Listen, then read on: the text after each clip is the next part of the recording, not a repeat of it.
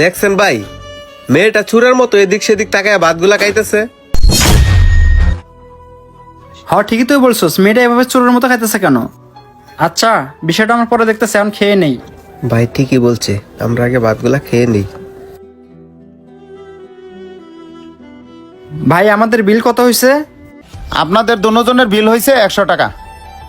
এই যে নেন আপনার 100 টাকা। কি ব্যাপার, মেয়েটা দেখি টাকা না দিয়ে চুরের মতো চলে গেল। ভাই আপনাদের কি আজকে পার্সেল লাগবে না?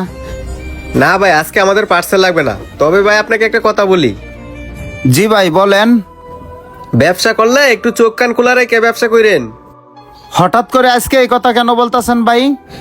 ভাই এই এলাকাটা চুর বাটপারে ভরা, তাই আর কি আপনারা বললাম।